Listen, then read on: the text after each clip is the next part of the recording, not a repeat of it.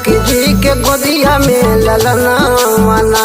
जन्म देवकी जी के गोदिया में ललना वाना, जन्म देवकी जी के गोदिया में ललना वाना, जन्म देवकी जी के गोदिया में ललना वाना, जन्म देवकी जी के गोदिया में ललना वाना, ललना वाना हो ललना वाना, ललना वाना हो ललना वाना, ललना वाना हो ललना वाना, जन्म देवकी जी के गोदिया में ललना वाना, ओ जन्म देवकी जी के गोदिया में ललना वाना।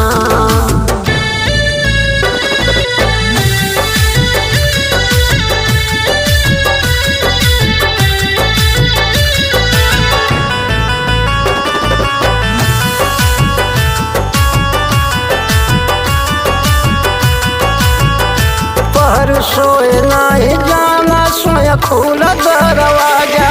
खुला दरवाजा सोए खुला दरवाजा, सोए नहीं जाना सोए खुला दरवाजा, खुला दरवाजा सोए खुला दरवाजा, पक्ष भादो अष्टमी महीना वाना, कृष्ण पक्ष भादो अष्टमी महीना वाना, महीना भादो अष्टमी महीना वाना,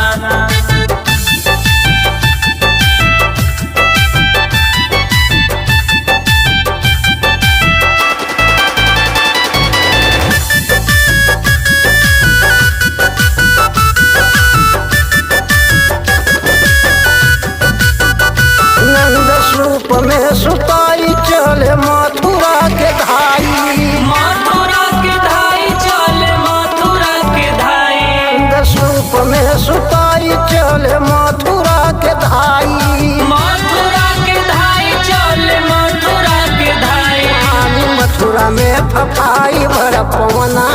वना, पानी मथुरा में फफाई भर पवना वना, पवना वाना हो पवना वाना, पानी मथुरा में फफाई भर पवना वाना,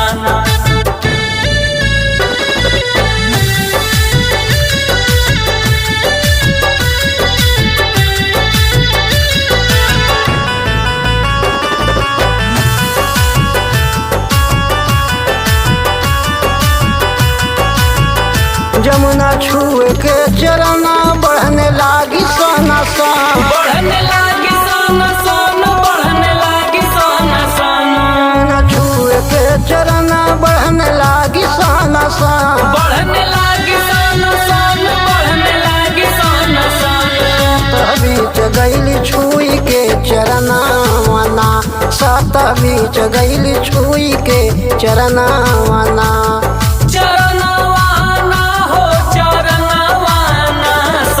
बीच गैल छुई के चरना वना,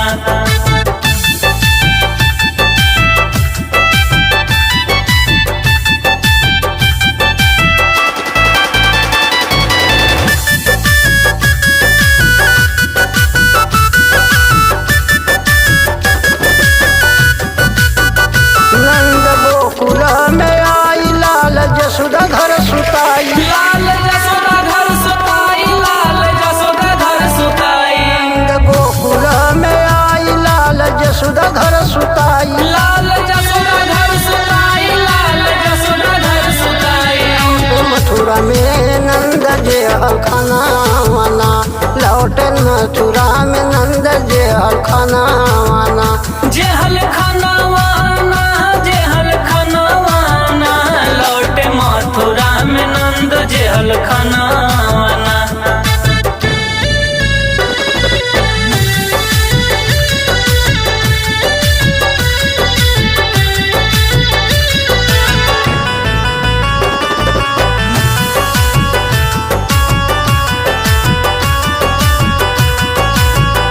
शोभनाथ कवि भारी आयल कृति राज कपारी, आयल कृति राज के पारी, आयल कृति राज के पारी, शोभनाथ कवि भारी आयल कृति राज की पारी, आयल कृति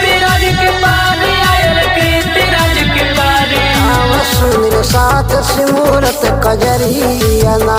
गाँव सुनी साथ सिमूरत कजरियाना।